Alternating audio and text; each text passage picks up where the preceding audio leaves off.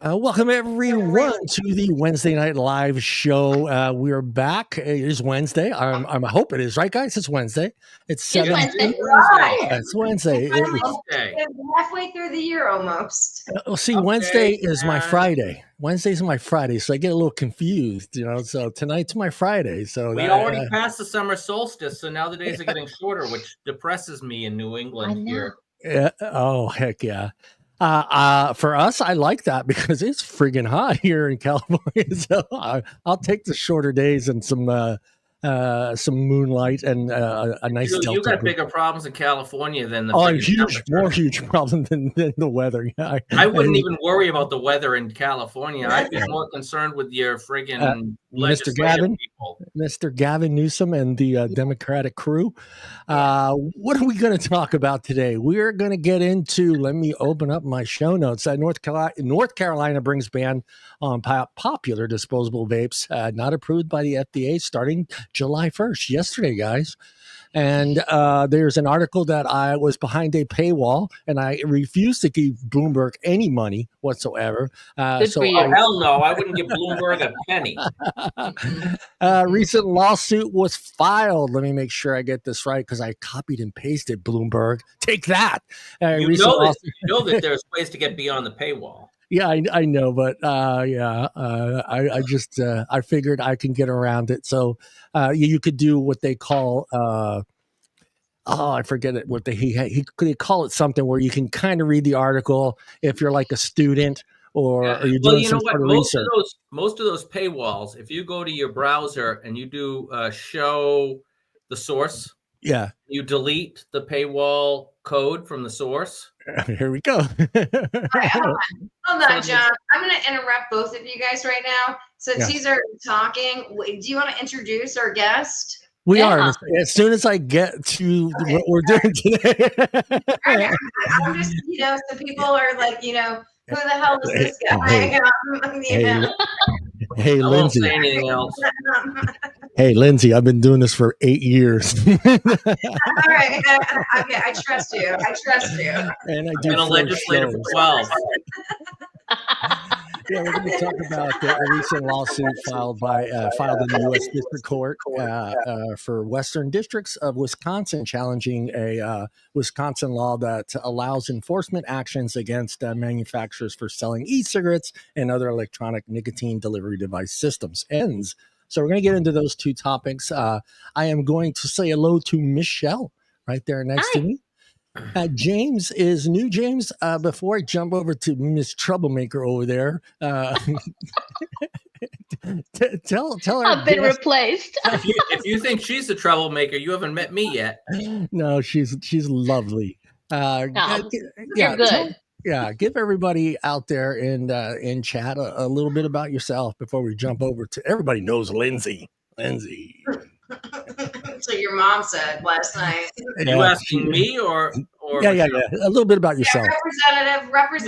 By the way, he's a lawmaker, so you got to appease him. Call him by representative, or if you really want to appease him, call him chairman. But I'm chairman of the Fish and Game and Resources Committee. Yeah. So I've been a legislator for 12 years, and thank you. I have constantly pushed our liberty in New Hampshire. One of our biggest wins right now is that we have actually just gotten rid of all of our vehicle inspections in New Hampshire. Nice. Budget. As part of the compromise with the Senate, we got rid of vehicle inspections. So there will be no more vehicle inspections in New Hampshire. Nice.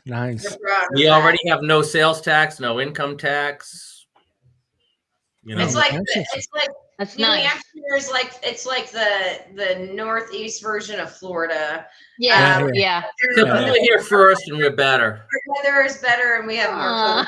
No, Florida's got the better weather, but we've got the better climate for and freedom. better.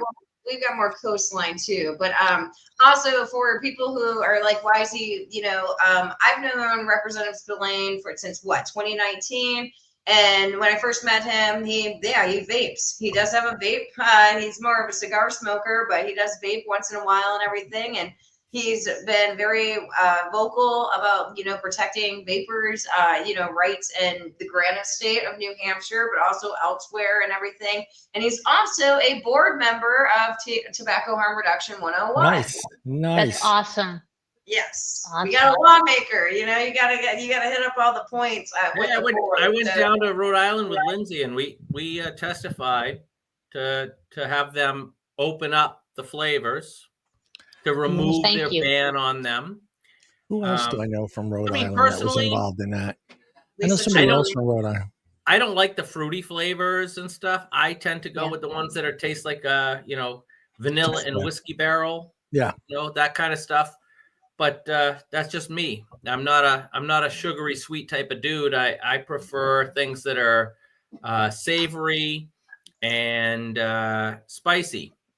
So for me, but tell you, one of the reasons I still smoke cigars, they have not come out with a flavor that is Cuban cigar that tastes like a fucking Cuban cigar. No.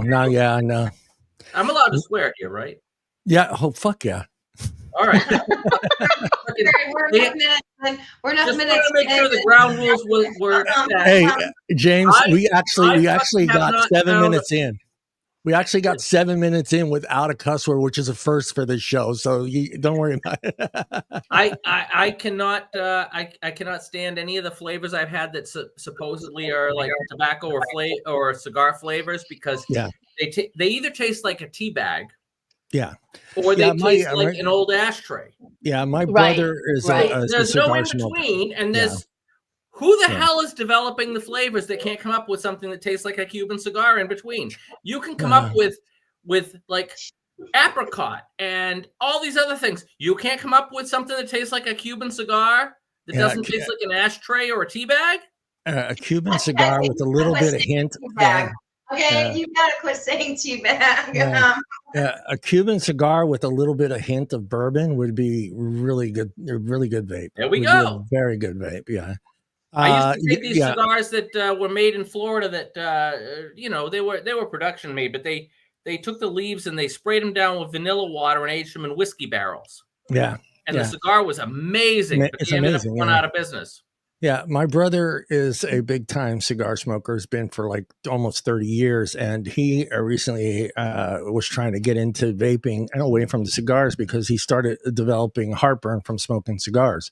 So, and the heartburn was just super intense. So he's just like, I can't do this. I love cigars, but every time he would smoke a cigar, he would just get this massive heartburn. So he was looking for a vape. He's the same way. Couldn't find a single one that met his flavor choice. If anybody out here listening knows of one, I have a tank system. That's what I use. I'm surprised Black Label I don't do anything that's disposable. I just do tank systems. Yeah. And if somebody's got a flavor that goes into the tank system that is actually tastes like a cigar, send it my way. Love to have it. Love to try it. Can Lindsey, say hello to everybody, Lindsey. Say hello to everybody, Lindsey. You can actually vape in the state capitol during like a committee hearing when it's like a tax or something. No, okay. Well, we don't even allow eating or drinking anything but water or eating in our. Yeah. Do whatever the hell you want. No. I mean, I'm the chairman. Yes, I could take a break and go to my office right off the chairman committee room, and I could vape in my office, but I can't do it on the floor. Open up the door and blow clouds out. Yeah. Nope. Yeah. But y'all have a desk full of candy, right? I don't do sweets. You don't do sweets? No, like, but I mean, isn't there a desk in your committee room that has candy in it? No. No. Literally, my desk I shared it with one other committee member because we shared the committee room, and when I wasn't using it, he would use it. The committee chair, labor would actually use it,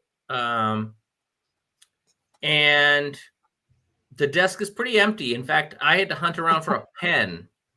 Because there was no pen in it. But yeah, I'm trying to. I have candy in my house. I have candy in my house in a candy dish. It's like one of the cheapest is not the right word to sit here and say it. They're one of the most volunteer state legislatures that you will ever see. There's I should probably speak about that. Yeah, in New Hampshire, every one of our reps, we actually have the third largest representative body in the state house. Even though they're in the third world. Even though they're English-speaking world. States, okay. Yeah. We have 400 state representatives. Wow. Holy crud. Really? I did not know that. We are only behind the House of Commons in England and our own House of Representatives in Washington as far as the most number. And that puts the representation right at the people because I represent literally only about 3,500 people. Yeah. Wow. When you divide it up across the state. Now, the way that my district is set up, I actually represent like 25,000 people, but it's because there's multiple reps within that same district. And we only get paid $100 a year. Yeah. Before federal taxes. And I have to say federal taxes because in New Hampshire, we have no state taxes. So we don't pay any state tax on it. The only person robbing from our salary is the federal government. And I say robbing quite. I like that word. I was trying to remember who was out there with Cara Tibbetts, right? She's out in Rhode Island. She's part of all that out there too. Are you in Rhode Island? Did you say? No. I'm New Hampshire. New Hampshire. Okay. New Hampshire. That is Rhode Island, but Rhode Island still even has. I went to Rhode Island to testify, but that's right. You went to Rhode Island testifying. Okay. But I'm New Hampshire, and actually, the guy from the Heart Association, he was funny. He actually got me a whole lot more followers on X because when he testified after me, he said, the thing that Chairman Spillane doesn't mention is the fact that New Hampshire is third in the nation for smuggling and piracy for, selling stuff to other states. And I said, good. I totally embrace that. Yeah. You have made an environment in your state where we can sell you stuff cheaper. Right. And so all the states around us, Maine, Massachusetts, Vermont, New York, Connecticut, everybody around us sells everything far more expensive than we do. That yes, smuggling is something that's very viable for us. In fact, if you look back at cigarette pirates. No, I'm kidding. Pirates and smugglers, 100%. And I don't have the numbers. Lindsey probably does. But I will tell you straight off. I had them on my phone a while ago. The numbers that he used to testify with, I'm the one who gave him the numbers. Okay. Yeah. Well, when it comes to our cigarette tax, I will tell you our tobacco tax. Our tobacco tax is less than $2 a pack. It's like 170 something. Mm. Yeah. And the closest, it's like 170. It's 170. Yeah. Yeah. And the closest state near us is like $3 and change, and then Maine just bumped theirs another $1.50 a pack or something. Yeah. So they're going to be up at like $5 and change a pack. They're looking at doing that, but yeah. What? But the interesting thing, are you going to fault us for selling you cigarettes from New Hampshire to Maine or Massachusetts or whatever? We got them cheap. And I don't have the numbers right in front of me. Well, I gave them to you when you went and testified, but like New Hampshire, actually, that was the interesting thing about it. They've actually seen a greater decrease in smoking rates, despite not doing any of these draconian provisions, whether it's taxation or bans or restrictions or whatnot. But also seeing at the same time an increase in cigarette taxes. But yeah, they've had the greatest number of the whole region. they're like seeing a greater decrease in smoking. Yeah, like their cigarette taxes, but they're starting to decrease now, but they did increase like immediately after Massachusetts did the flavor ban. And it's just like, well, I mean, like if you're talking about this in terms of healthcare or whatnot, and like what's the cost of the taxpayers and everything, yeah, these are stupid fucking policies, but okay. All right, let me say hello to everybody in chat. Hold on, guys. Let me say hello to everybody in chat. And those people that are out there, don't be afraid to type in there. Say hello. We know you're out there. We see you. Say hello. I know Lindsey and Michelle are scary. They're very, very, scary, dominant women. But you got me and James. We're gonna put a spell on you. But hey, it's not a full moon, okay? Lindsey, I'm Sicilian. I know all about curses. Believe me. Hey, but I'm from New Orleans, baby. Yeah. And what does New Orleans have a lot of? French and Sicilian. Well, that too. Actually, all I remember from New Orleans was waking up at 2 a.m. because they were power washing the sidewalks to get all the vomit and everything off the sidewalk before everybody started the next day. Hey, be thankful they did that though, because it stinks otherwise. I appreciate it. That was fantastic. It was great. I loved it. Not like San Francisco. Being woken up for that. Yeah. Let me say hello to Robert out there. Hey, I can't do it, guys. I can't do it like Tim, so I'm not going to go, I can't do that. So hello to Robert out there. Michelle, hello, Michelle is out there. Jeff is out there. Steve is out there. Don Loco's out there. Jeffrey is out there. My cousin Vincenzo from Sicily is there. Buonasera, Vincenzo. Buonasera. I think it is. What time is it? Yeah, no, it's late there. Hello to Vincenzo. We're going to get into, look, I think James got scared. He knew there were Sicilians out there. He took off. Look at that. He said, oh shit, there's Sicilians out here. He's got that Skylink crap, so I spoke Italian and he ran for the hills. See what happened? He'll be back. I'm sure he had some technical difficulties. He's a lawmaker. He's got a lot of difficulties. Here he comes. I don't know what happened there. We thought you were hiding from some Sicilians. You saw that somebody. No. I was trying to do the join the chat thing, and it said, "Hey, you want to join with your email?" And I clicked yes, and then all of a sudden everything went away. Yeah. I'm like, all right, I won't join the chat. I'll be fine. I'll just sit out here.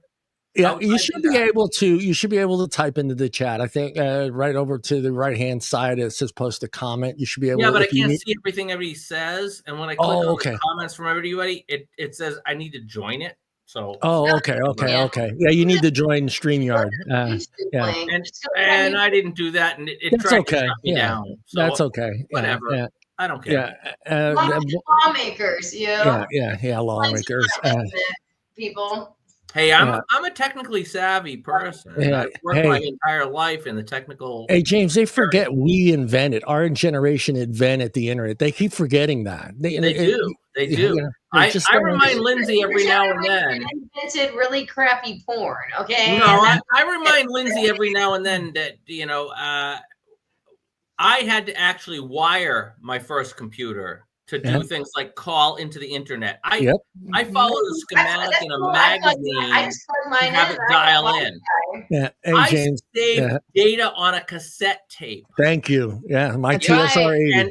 And when we wanted to see porn, we had to actually copy down all of the characters and paste them into a buffer to see the screen to see a porn. Or play with the dial on the TV to get Cinemax. Well, yeah, no. I mean, you'd see the shifting video. Yeah. And you'd be like, I almost saw something there. Saw something there. Wait. You guys know this, though. It actually was porn. That you could make money off of the internet. It was the porn websites that literally did like the shopping cart on the side of your internet browser or whatnot, and that was like the first time that money was literally really like going through transactions on the internet was porn. Okay, and again, we will never have Rosie. We will never have Rosie not in my lifetime. We won't have Rosie the cleaning robot. We will definitely have her slutty fucking cousin, Scarlett, or whatever, you know. Me and whenever James, you complain to me about the fact that you have to use a VPN to access your porn, I'm going to be like, you. dude, I had to sit there and look at wavy images on a TV screen. So Hey, I don't James. have any empathy. Hey, There's no James. empathy here. Yeah, None. we live in 2025. Wait. Well, hey, Lindsey. Also, Lindsey. It took 5 minutes for a picture to actually come to your screen. It was literally painted on. It was literally painted on. There's a scene in Jurassic Park where, you know, when the one scene where like the girl in the skanky outfit with the guy who's like, you know, the fat guy who's like, you know, terrorizing the park and stealing the, you know, embryos or whatever the fuck he's stealing. But like I was watching it the other day and like I saw like, oh yeah, this is how long it took for things to upload. And yeah, porn must have sucked on the internet like, you know, 20 years ago. Okay. Yeah, it was bad. Let's get into it. Starting Tuesday, January 1st, which was yesterday, most disposable vapes will no longer be legal in North Carolina as a result of House Bill 900, a bill signed into law last year by Governor Roy Cooper. Hey, Roy. Yeah. Do you know Mr. Cooper and Lindsey? No, Yeah. I don't tend to know any governor. The law technically went into effect on May 1st, but included a 60-day grace period per page 8 of the bill. This grace period allowed retailers time to adjust based on North Carolina Department of Revenue and new directory of U.S. Food and Drug Administration approval, the FDA vapes. This is a joke. That's all I'm saying.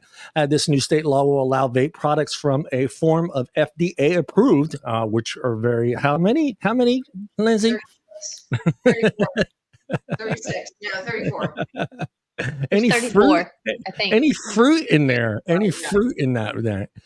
76 total PMTA products, 34 vape products. Yeah. The shelves wiping out many popular disposables like Lost Mary, Elf Bar. The law does not apply to products containing THC. Of course not. I wasn't aware, but I guess they're still, North Carolina is still not adopted T20, 21. They're still 18. I think it. Yeah. But that doesn't matter when it comes to FDA compliance checks.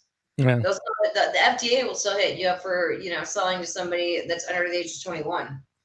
Okay. Yeah, I wasn't. I thought everyone had applied or you know, to that new federal regulation. Missouri, I want to say Missouri hasn't done it yet. Montana, don't quote me on that one. I know Missouri hasn't adopted T21 yet. That's crazy. I didn't know that.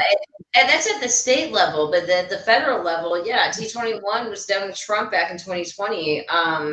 And yeah, that's how the FDA does it. So when they're going out and like, you know, putting minors into places or whatnot, they're following the federal law. They're not following whatever state law. Yeah. According to FAQ page regarding the law, vapor products don't actually have to be officially approved by the FDA yet. Companies will just have to prove they have filed a request. Does that help at all, Lindsey? It's going to be, they filed a request and they haven't had an MDO and that it's pending, or they have civil, you know, litigation going on and then it's pending now because of the judicial process. So it's I mean, you've got about 1,000 products still in that regulatory limbo. But you have, you know, a handful of products that are in the judicial limbo that they've gotten MDOs, but now they're suing the FDA back. Yeah. Until consumers will have to say goodbye to many popular flavored vapes that could potentially see higher prices on what's left. Retailers had until June 29th to pull non-compliance products. Stores will also need a license from the Department of Revenue to keep selling vapes legally. Another fee, right? I mean, I'm okay with licensing. Well, it's not excessive. Do they have to pay for the license, or do they just apply for it? I'm sure there's a fee involved, right, Lindsey? There's always a fee involved. Yeah. Not always. We have some that in New Hampshire that are just, you have to apply. It doesn't cost anything. What? Mm. Well, that's Okay. nice. With consumer goods, like adult consumer goods. I mean, I know you guys have the state liquor stores. So yeah, they don't need a license because the state runs them. We- But We have a great situation. I should probably explain our liquor stores. All the liquor stores in New Hampshire are state run. We don't prohibit somebody from having their own packy if they want, but they can't compete with our pricing because if we can bring a ship into Portsmouth that's fully loaded with Jack, and we can sell Jack at $9 a handle, ain't nobody gonna compete with us. No. And we don't have to tax it, so it's all tax free because we wouldn't tax ourselves. So all the state liquor stores sell really cheap liquor. Another reason why we're pirates and smugglers. Yeah, exactly. I I wasn't going to use the word. Come here to buy the alcohol. This happened long before the cigarette stuff. Long before the cigarette stuff. Yeah. They were coming here to buy alcohol because we said, "Hell no, we're just gonna bring it in cheaper ourselves." Right. And you all can come from other states and buy it if you want. Yeah. So. Yeah. New taxes will also be imposed on alternative nicotine products effective Tuesday. The tax base for snuff, also known as smokeless tobacco, will be charged by the weight. By the weight. By the weight. that's cool. Zen's like, you know. Yeah. What is that? Like 8 ounces? It's like 0.5 ounces. You know, the whole pack or whatever. I mean, you might as well buy like the pound. You might as well just go for a pound. Yeah, exactly. Go for the big ones. I'm sorry. Do you offer that in a pound? That's what she said. Oh, sorry. Oh man. It's just, you know, it's something we've always talked about on this show. It's just you have seen it, Lindsey, Michelle has. Not so I don't know how much James have seen it, but they are getting smarter. They are starting to realize how this product works, what we need for this product, how to use this product. So they are getting smarter. I think when they write new laws into their process, I think they're smarter. They're losing money hand over fist because I mean you have a whole generation that's no longer smoking. Yeah, they're using the alternative products, which I mean. That is ideally what you want, you know. What I'm getting at, there's very few loopholes anymore left, like there used to be early in the days. The loopholes are gone because they've realized how this product works, and like I said, what we need for this product to work, and the devices. I think they've learned a majority of the things that are important for them to write. The market's not going away. So the key question, like there's always going to be some actor that's going to. First of all, there's already consumer demand. Doesn't matter what the fuck the government does, they're not going to diminish that demand. So, and there's always, you can sit here and put all the rules and regulations, and you can have this contingent of people who are going to go play by the rules and everything, but you're going to have this contingent of actors that are like, screw it, we're going to go make money. The question actually comes down to, is the state, or even the federal government for that matter, but is the state trying to improve health outcomes, or are they trying to raise money off of a certain group of people? Yeah. And that's where we run into an issue. Yeah. And that's why my state has constantly opposed all of these situations. Even a premium cigar tax. We have opposed a premium cigar tax over and over again. No, we're not going to do it. Hold on, homie. We have no tax on premium cigars in New Hampshire. Right. Well, that's because senators and congressmen smoke cigars while they're out in the golf field. No, but I mean, it's like literally people who are willing to pay for a premium cigar are not the same people who are smoking for their bad health. Yeah. And if you're interested in health outcomes, then what you're going to do is try to deter the bad health choices. Well, the bad health choices come down to, as me, a legislator, looking at the fact that smoking, and it's not the act of taking in nicotine, because nicotine is not the problem. Nope. Okay. It is the act of taking in the smoke. He knows his talking points. Okay. Exactly. So, as far as I'm concerned, Bravo. there's no problem. Talking about taxing nicotine is as stupid as talking about taxing vitamin C. Yeah. Caffeine. I love it. I love it. That's what it comes down to. Thank you. Well, this is where I have a problem I with. might be clipping this podcast tonight. Yeah. Okay.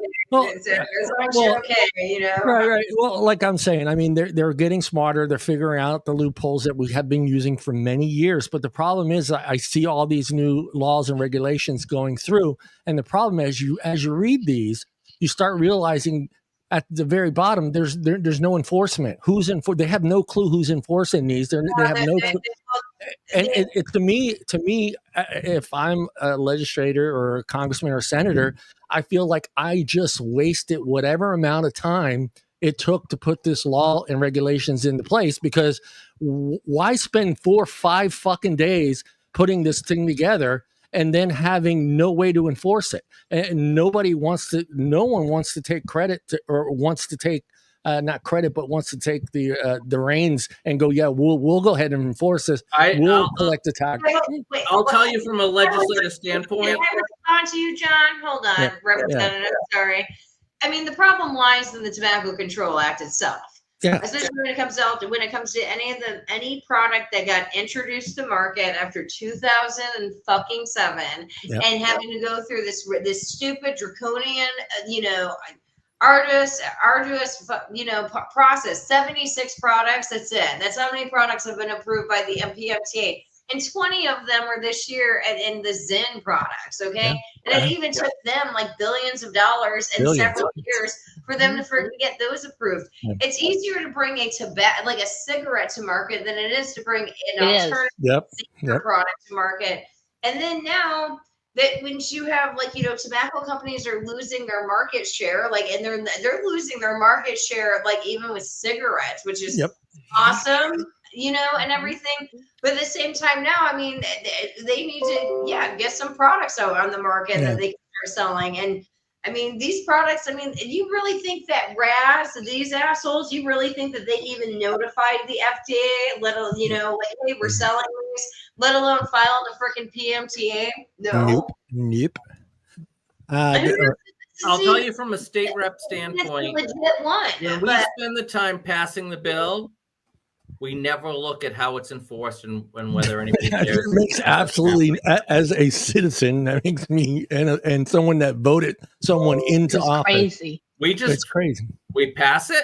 We assume, all right, someone else is taking care of it now. We got other things to look at, and we're not going to bother with it. Yeah. And we don't care. And we don't care if somebody's following up on it until somebody raises an alarm saying, hey, you realize that this is not working the way you thought it would? And then we go, oh, let's try to fix that. But you had the issue this year with your tax, because you guys threw a vape tax bill out. You had the one guy who went and testified, and he had done the math on it because, you guys aren't really enforcing the tax. Well, all right. In New Hampshire, we had all of our vape taxes supposedly being collected by, and I do the quotes, supposedly being collected by the liquor enforcement, because for some reason we stuck vape taxing under liquor enforcement. And they weren't consistently and repeatedly collecting the taxes they were supposed to, because it wasn't under the Department of Revenue where the cigarette taxes are. For some reason, they stuck vape taxes under Department of Liquor, and they stuck regular cigarettes under Department of Revenue. So we had a bill this year that said, can we just put the vape taxes under the Department of Revenue so we can actually keep them consistent and make sure that everything's consistent? Now, personally, I'd rather see no taxes. So if somebody's escaping taxes, 100% in favor of it. But I do want to see it consistent as well. I don't want to see all the vape stores selling stuff and only half of the vape stores getting taxed for it and the other half of the vape stores getting away with it. It's got to be consistent and equal across all vape stores So to put it under Department of Revenue made sense, and we had a bill on that, and I don't actually know where that ended up, Lindsey. On the floor? No, it didn't pass. I think it might have ended up on the floor. I think it only passed one chamber, but I think it came out with the right, like, because the New Hampshire does, like, the committee is either like do not pass or do pass or whatever, and then all the lawmakers get a chance to go vote on it or something. It's the easiest way to describe the way that they do it and stuff. I do think it came out of the committee with do not pass, so I don't think it even passed the House. Yeah. It started in the Senate, and I have to think the House, the Senate, whatever, same freaking thing. Okay, Yeah. Just one of them thinks that they're fancier. Yeah. Okay. All right. Let me finish this. This change is meant to align North Carolina law with federal standards and limiting youth access to unregulated products. This calls for an increase in vapor products regulations. Comes at a time when I love this one, when vape-related issues among young under 18s are at the highest. And then they write in North Carolina, 1 out of 8. 1 out of 8. That's an epidemic. That is an epidemic. That North Carolina for THR 101 is done. So yeah, only in 2023, only 36.9% of kids had ever tried a freaking e-cigarette. It's an epidemic.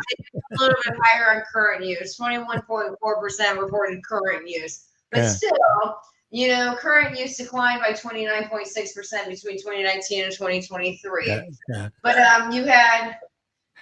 Yeah, okay. So for every one kid that was vaping in North Carolina in 2023, more than 6 adults were using e-cigarettes. Yeah. Makes sense.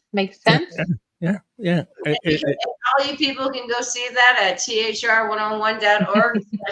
I got that right here, man. I got that. Go there or be square. It's scroll on the bottom.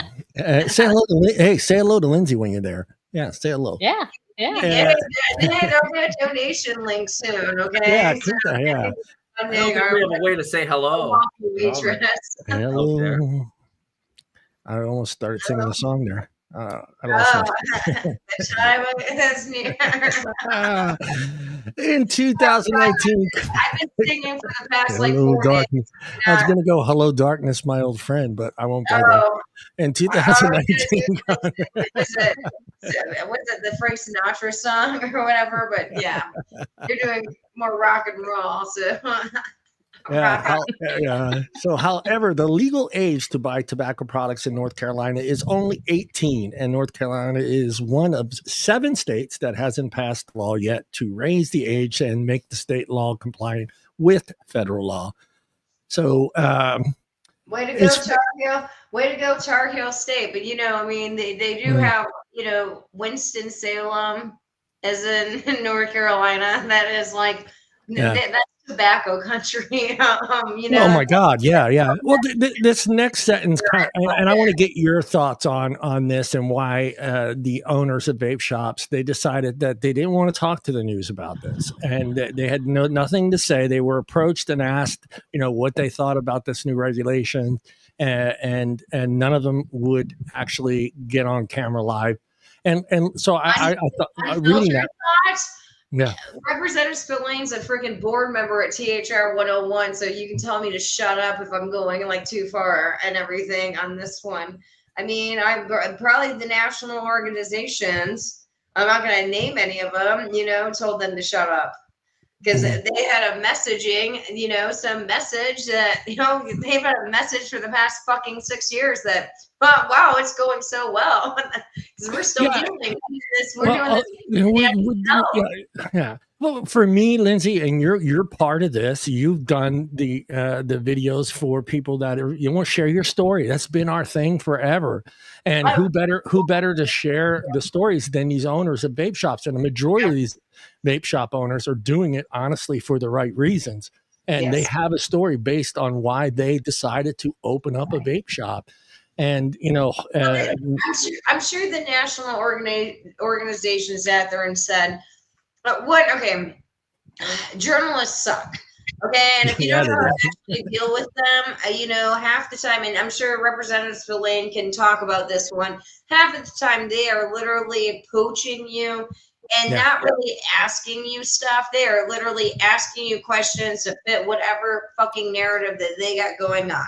So you have they just want to cut your statement up into bits that they can make fit their agenda. That's it. Their narrative. Why there are very few. Is that small enough? There are very few. Yeah. That I will talk to. Yeah. That consider themselves journalists. Yeah. Right.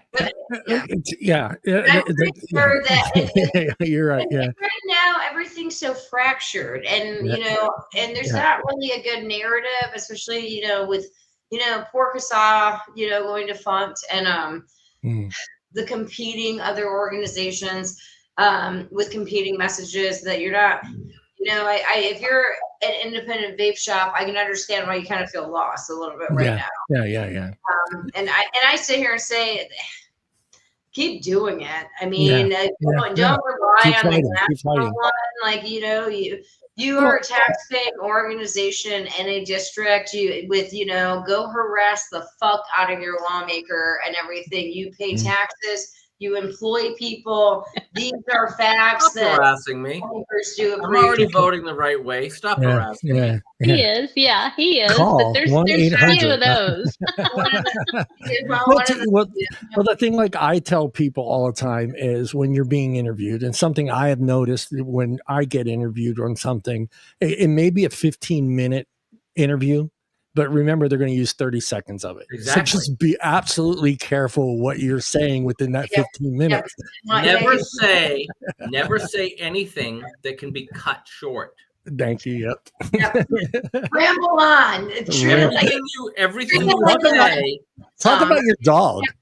Everything you say has to make sure that it feeds into a larger narrative that they cannot cut short. Yeah, and because we live in the 30-second news clip, that's basically the life we live. Especially with TikTok. Ever since TikTok. Thank the millennial boys for that one, okay? And if you know, you know. I'm not thanking. I'm actually not thanking because it's gotten worse even since then, and people need to learn more than the headline.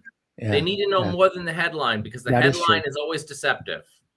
Always. Well, Muhammad, who works at a convenience store across the street from North Carolina State University, he wanted to talk. So he got his there. He said vapes used to be a hot item. I think 90% of the people that came in here came in for vapes. Ahmad said, let me see. He is not sorry to see them go. Uh-oh, really? You're not happy to see that 90% of your sales is in in tank. All right, I get that, or whatever. I guess he would rather sell alcohol to those college students than I really didn't like them, he said, General, because how bad they are for your health, he said. So, that's the thing I get at. It's like, so you'd rather have them smoking cigarettes? Yeah, come by. Hey, like we brought up before, I can go into tar in your lungs. That's better than a vape. Yeah, I can go in your liquor store. It's better than popcorn. The real popcorn. It's got popcorn in his lungs. Hey, Michelle, you're not allowed to say popcorn on this show because it just starts this whole thing. I want my buttered and salted. Yeah. So I like a caramel. At least we have a smarter lawmaker out here right tonight. Okay? Exactly. Then one of our representatives from Florida. Okay. We have a few. I do my best. Like he's got popcorn in his lungs. Like she fucking went to every vape shop around the freaking country and whatnot. Yeah. It's like, lady, you've never been in a vape shop ever, whatsoever. Do you know when I started a vape? I have a vape, and I do vape. But the only time I vape, and the reason I started the vape, I was supposed to drive to Washington, down to the White House with some other state reps, and I said, I don't want to smoke them out with my cigars in the truck the whole drive down. Yeah. Right. So I bought a vape.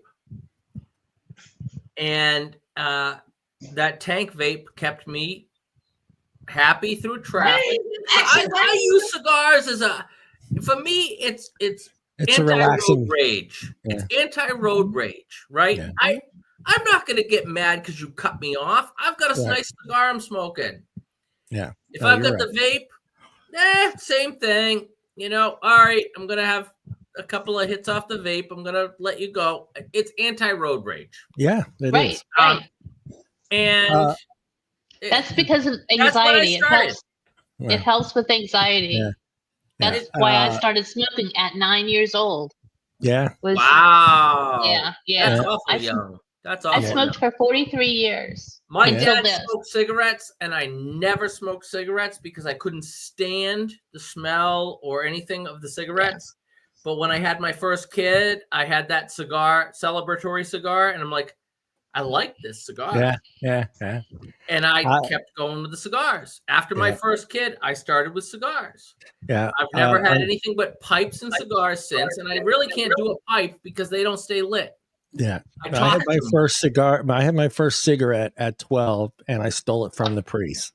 So I was an altar boy, and I stole it. So I'm going to hell. I already know that. Well, hopefully you weren't bent over when you stole it. I went to confession on Wednesday, and unfortunately, I was hoping it wasn't the priest that I stole the cigarettes from, and he was, because you can't see him, you know. He's like, oh, okay. And it was a Pall Mall to make things even worse. I feel bad for every altar boy I hear about because I know what they went through. Pre-smoke. Stores that sell non-approved vapes can face hefty fines. However, here we go. It's unclear who's supposed to enforce the ban. The law is put in under the State Department of Revenue. However, the department spokesman said no one was available for an interview on Tuesday about the law. The department also did not answer WRAL's news question about how the law will work. Again, so they can't answer, new journalist questions about this law. How the fuck are they going to go and enforce it? Like, do they have any staff? It's not going to be enforced. It's the same thing as the damn Conval ruling we just had from our Supreme Court in New Hampshire. Supreme Court said, the state government in New Hampshire is not giving enough funding to the schools in New Hampshire. You need to fund them more. And they asked us, so what are you going to do about that? And we said, nothing. Separation of powers. Yeah. They can't tell us what to do. Nope. And it's the same thing with this. Like, they can put the law in place, but if there's no enforcement mechanism and there isn't a clear enforcement mechanism in the law that says these people are responsible and they will do it and here's the funding to make them do it, it's not going to happen. It's not going to happen. Yeah. Let's jump into this last one. A recent lawsuit was filed in the U.S. District Court for the Western District of Wisconsin, challenging the Wisconsin law that allows enforcement actions against manufacturers and sellers of e-cigarettes and other electronic nicotine delivery systems. Products that have not received marketing authorization from the U.S. Food and Drug Administration, the FDA. The lawsuit filed by a vape industry trade group. I don't know who it is. Lindsey might know. Group and other Wisconsin's got, I forget, I want to say it's like Wisconsin Whisk Fast or something. Don't quote me on that, but they're actually working, the lawyer who's actually working on it's the same one that did the Supreme Court case. Oh, okay. Is Greg part of that? Do you know? I wonder. No, not Troman. No, it's the It's the guy that was the lead. It was the guy that was the lead on. Actually been testified in front of the Supreme Court, actually. Yeah. So, they've worked on state challenges in Iowa, and they're winning that one because they've already because it's a big directory. It's a big directory bill. So it got passed back in 2023, actually December. But now it's going into effect this, in a couple of months. And So yeah, that's what they're challenging it now. Yeah, the claims actually that little state organization. I mean, it's not like 100. I don't think it's 100% like like established yet. But they have been able to coordinate a lot of people. That's good. That's good. I was in a Zoom meeting with like 80 people, and that was impressive for a state meeting. Yeah. Claims that the Wisconsin law is unconstitutional and prevents them from selling many of their products. The Wisconsin law enacted in 2023, like you said, requires manufacturers to certify with the Wisconsin Department of Revenue that their product has been authorized by the FDA and has submitted a pre-market tobacco product application. Products that fail to meet these criteria must be removed from the sales, and potential penalties, including fines. Critics of the law argue that it is effectively bans a large number of products, harming a small business and limiting consumer choice. So that's their wish we would just ban the FDA. I wish. I don't know how many of you have seen my meme I put on X. The FDA, not ban I put a meme on X that had that typical The Office meme where she goes, "It's the same thing," and I had WHO, FDA, and she said, "It's the same thing." Yeah, because it is. It's the same thing. Our FDA and the WHO, they're both blind, dumb, and idiotic. Yeah. With their hands out. Exactly. That's it. They want the money. They want the money. This law, you're talking about this law, and I'm sitting here saying, well, how many products could be for sale then? 12? 14? Yeah. 14? But, is that Lindsey, what's the number that passed the FDA? 34. All right, so you got 34 products. Woohoo! Yep. That's going with Bernie Sanders, where he says we have too many choices of toilet paper. You only need one. Right? Yeah, but exactly. I love that one. Is it only 7 that are actually like they're not mods, but whatever they are, the actual devices? It's only 3 different companies. 3? And the rest of them are the pods and well, it's the pods and all the components to the devices. Right. So yeah, it's not technically not 34 separate freaking products. It's 3. Yeah. It's 3 companies. I want to say it's 3. That's horrible. That's horrible. Yeah. It goes along with Bernie Sanders. It's so daft. I mean, you it's get not one choice of toilet paper. That's it. Stop complaining. You wipe your ass with this sandpaper. This is, and honestly, you can't blame any single fucking president on this one. No. Okay, it's been multiple presidents who, what their FDA has, you know. It's the FDA. It was 2020 when when it was under Donald Trump, and 2020 when everything got fucking denied. So it's not Biden. It's not Donald Trump. I mean, Donald Trump actually. The reason that we have these is because of homie, the commander. The only credit I give Donald is he gave us an opportunity to voice our opinion. And I think we had somewhat of a sit down. We had somewhat of a mafia sit down with some people that needed to be there, and some people that didn't need to be there. And I gotta say, Trump has said FDA's got to go. Yeah, I need to have a sit down with him so he can say that the FDA doesn't know what the fuck they're doing. Yeah. They gotta go. They gotta go. Get them out. Iran and Israel. Yeah. FDA's gotta go. All right. The legal challenge highlights ongoing tension between state regulations aimed at controlling the sales of vape products and the concerning of vape industry regarding access to the market and the impact on their businesses. Some critics claim that the law disproportionately benefits large tobacco companies and have received FDA marketing authorizations for their products. We knew that, creating a near monopoly. It is a monopoly, pretty much. It's a total monopoly. Total. It's all about the money. It's all about money. Not really, though. I mean, go on, Michelle. No, I was going to change the subject because I have a question for James whenever we have a chance. Go on. James, let me ask you something. Where would you, being a representative, want the vape industry to be placed? If you had your pick of all the different places or could make a new spot for vape, where would you put it? In what category? I would put it right in the category of liquor. You would? Yeah, because our liquor stores right now are state run, so our state regulators deal with them, and we don't have anybody else to deal with. And I would say, and to be 100% honest, we've already had a fight with the federal government over the way our liquor stores are run, and the federal government said it's a state-run liquor store, so we're not going to get involved because we don't have any jurisdiction over the state. So in this instance, I would say if it's state-run under the state liquor stores, federal government can't come in and say shit to us because they've already bowed out on liquor stuff. That's what I wanted to know. Yeah, they said we are not going to try to enforce any kind of federal thing against this state liquor store because it's state run and state owned, and the state has governance over that entire thing. So federal government it's not interstate commerce, and it's not anything to do with that. So as long as the state runs it and owns it, we don't have anything to do with it, and that's where I put that. That works. That works for your. That works for your situation. It works for our state. It doesn't work for every state. It doesn't work. Yeah, it doesn't work for. I don't think any other Pennsylvania. There's 49 other states that wouldn't work for because they don't have state-run liquor stores. Because I think Oregon's one of them, right? Oregon, Virginia, South Carolina, North Carolina all have state-ran liquor stores. Well, so they might work there. Yeah, they might work there then. Pennsylvania too, I think, right? Pennsylvania has state stores.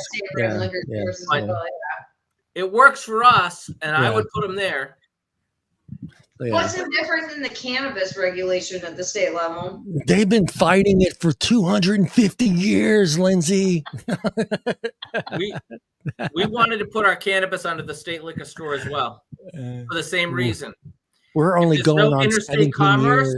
If everything that we sell is grown in the state, tested in the state, sold in the state, then it doesn't matter what the federal government bans or doesn't ban because it's not outside the state and they have no jurisdiction. Yeah. Well, I mean, I can see that.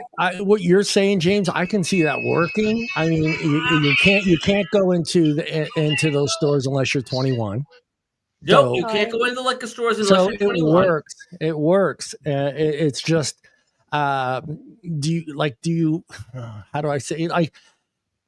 I haven't been in one in a long time. The last one I was in was in South Philadelphia. And then I think I went to one that was in Oregon somewhere, but you have to have a reason to go in there. There's nothing else in there you can go in there and just browse if you want to go in there. But keep in mind too, just because it's under state liquor doesn't mean you can't have a smoke shop.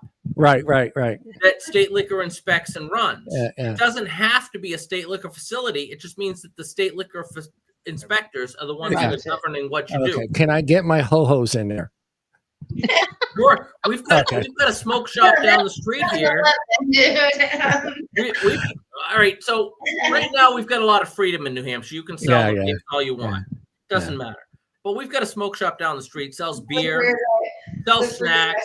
Sells cigars, sells glassware for like smoking marijuana and everything. You can say it water pipe. It's everything. They sell everything. They would just be inspected instead of being inspected by a different part of the government. They would be inspected by the State Liquor Commission. Yeah.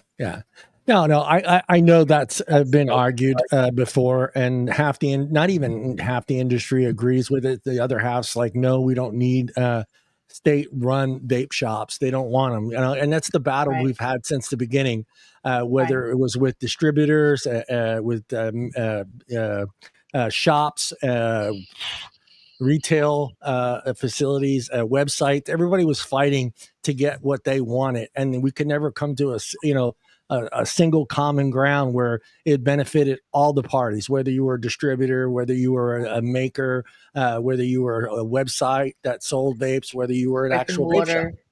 As somebody who sits on a legislative body with 400 people, I'll tell you, you'll never get consensus. No, never. No.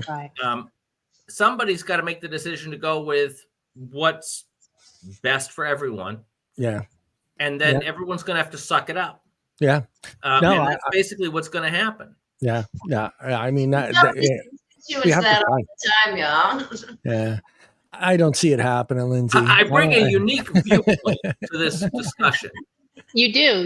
Well, in the very Good to beginning, know. I mean, Lindsey and Michelle, no, I mean, in the very beginning, the Wild West of the vape, there was a lot of 23-year-olds that became millionaires overnight. I mean, literally overnight. They're still writing news articles about some of them.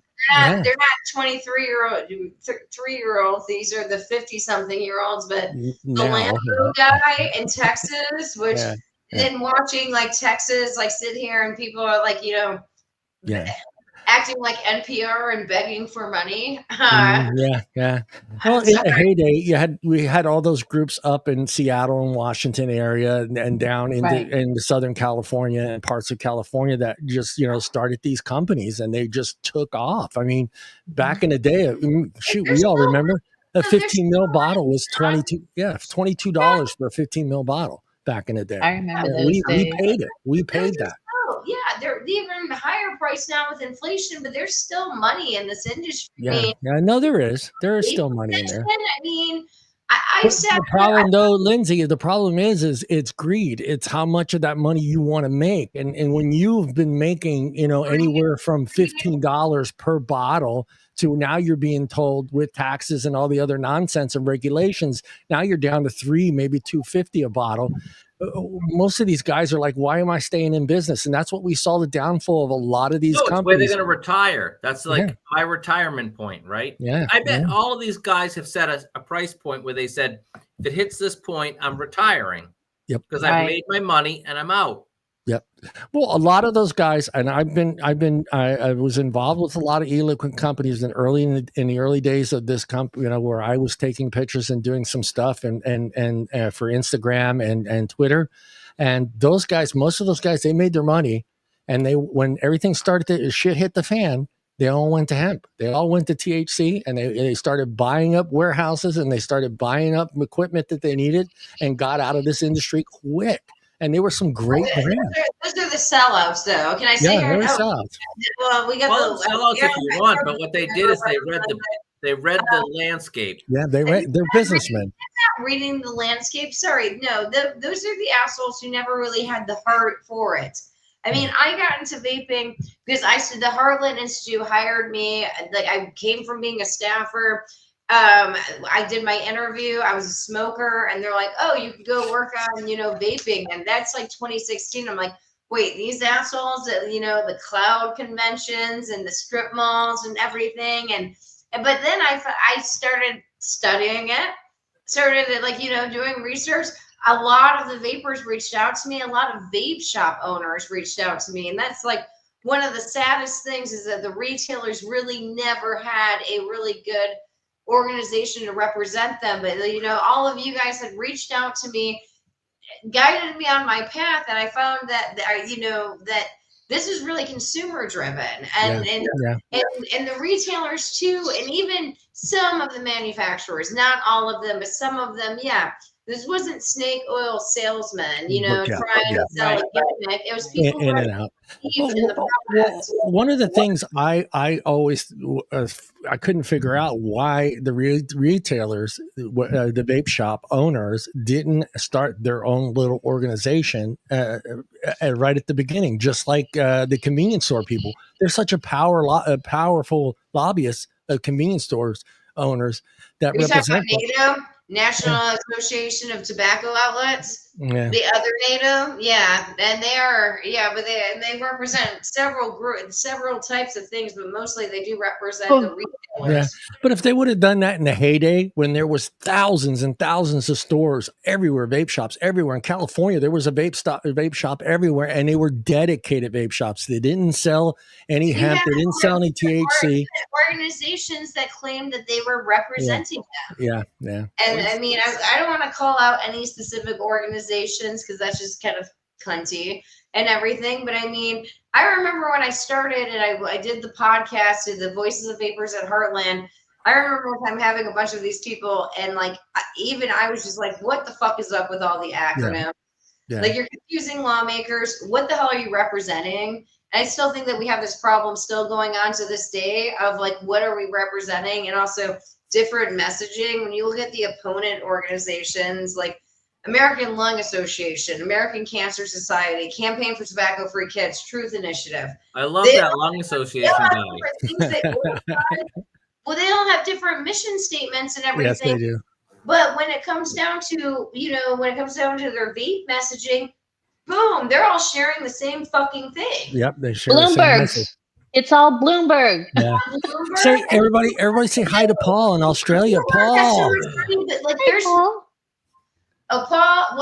Why isn't Paul? Paul's supposed to be a co-host of this show. Because right now, Paul is on a boat fishing and somewhere in the oceans of poor guy. He's working hard. Poor bastard. He's in Australia on some fishing boat, reeling in, I don't know, some animal that could probably kill you 18 times over. So can I take over his spot as co-host then? Pretty much. I almost feel like I'm in a difficult spot from New Hampshire because we still have vape stores everywhere. Yeah. Because we do too. We fought all the regulations off. And you guys are benefiting from that revenue. That's why they call us. That's why the guy from the American Heart Association called us pirates and smugglers. Yeah, which I fully embraced, and I started putting stuff out on X right away with myself dressed as a pirate and saying, I fully embraced that. And I put out memes where I had Han Solo saying, we entirely embrace being pirates and smugglers. You guys put yourself in a situation. That's what made me follow you. You can follow me. Absolutely. Look for me, James Spillane on X. You'll find me. And my avatar is still a pirate with a squirrel on my shoulder. So I love it. That's what we do. And the board member who made that meme for him, by the way. So and she should actually come on this show because she's actually a vape store owner as well, and would be great. We'd love her. We'd love to have a vape store. She's from Rhode Island, so she's also dealing with a whole lot of the trials and tribulations in Rhode Island. Oh yeah. We actually need to get her on here because it'll help with the female, and we can actually make it more broads than this. You got 50-50 right now. 50-50 testosterone right now. That doesn't happen very often. Michelle and I got some big balls. Okay, I think we were compensated. You need to be 75-25 and leave poor John with like just the only testosterone on the shot here. That's kind of ballsy. And to make it matters worse, dude, I ain't 10. And to make matters worse, I have lots of it because I am Sicilian. So there you go. I'm Irish and Finnish. If you've ever watched, if I can reenact that scene from Saturday Night Live where John Travolta is walking down the streets of New York to get his slice of pizza, I would do it. He would do it. Look at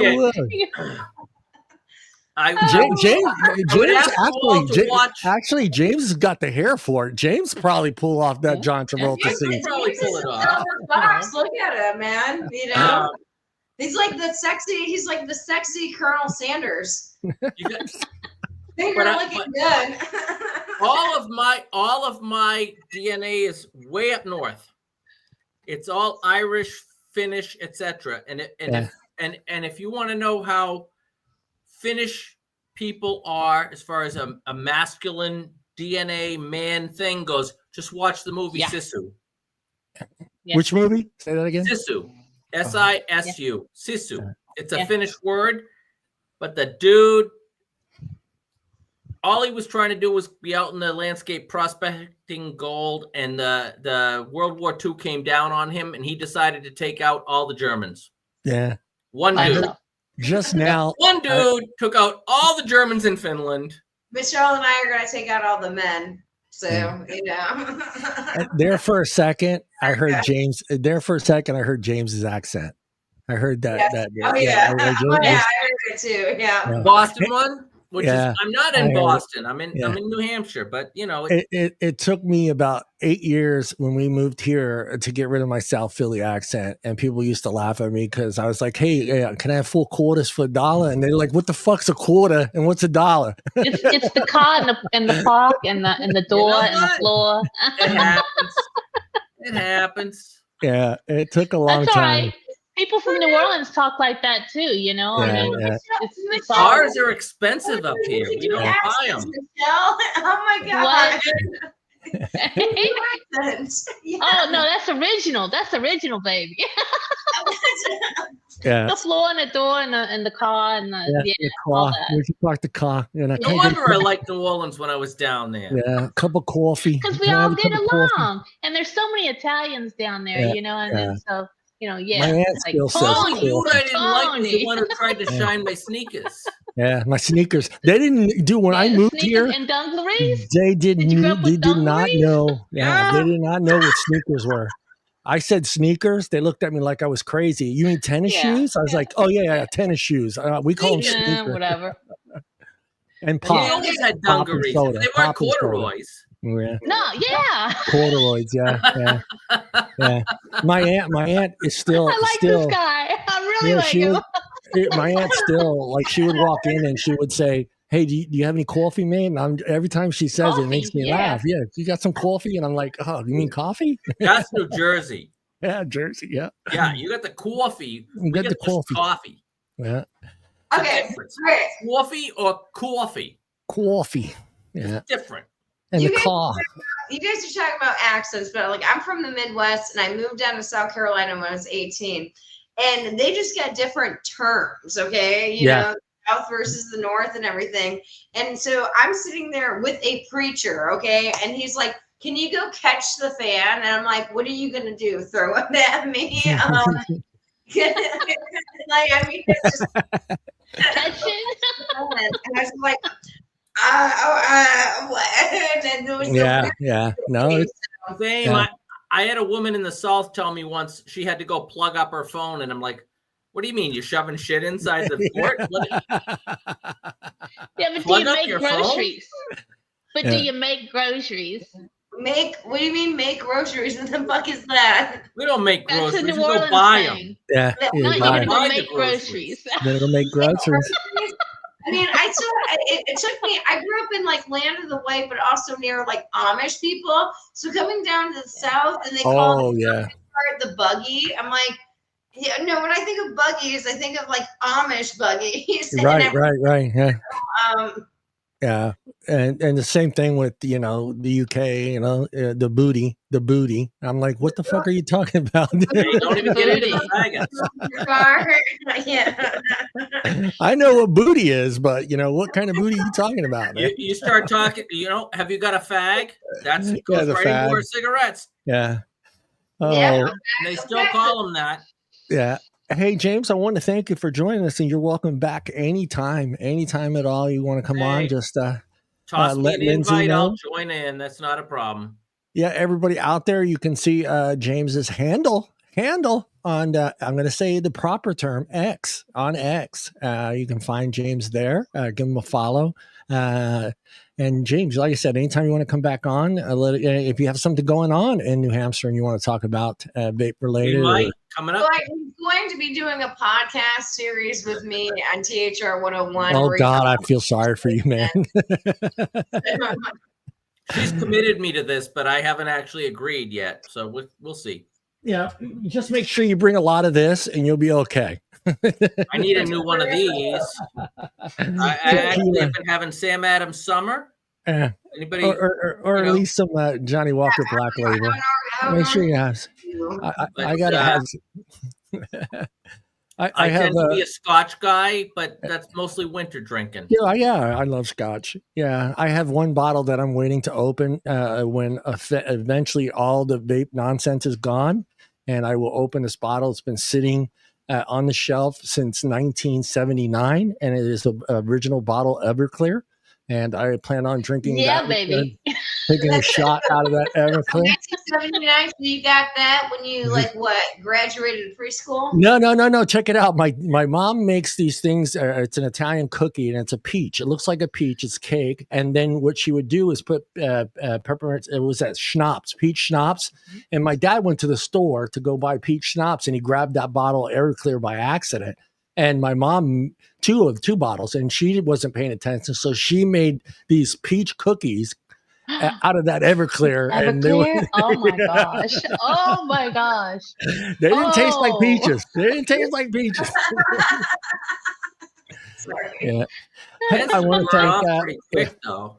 Yeah, it was. Yeah, they were. Yeah, not so great when you're going. Not so great when you eat one. Look, really, Paul? Really? You're not on the boat. Coming on. Wow, he finally shows up. What is happening? It's time for us to say goodbye. Just in time. You don't need to go home, but you can't stay here. Yeah, I use that one all the time. I use that one all the time at work. Paul, how are you doing, man? How is it winter time now? It's winter in Australia. Yeah, it's winter. Yeah, so it's winter here. 75, 80. Sucks to be you. No. It's actually been really wacky weather the past few days. No fishing? Oh well, there will be, but right now I've got a few other things on my plate that I've had to deal with. How bad your government suck? Don't get Paul started. I'm a state rep. I gotta ask that right off. Yeah, that's true. How bad your government suck? It's the biggest group of cocksuckers I've seen in probably ever since I've been voting. Is that good enough for you? Yeah, so, it's pretty honest. Gotta go there. Say, yep.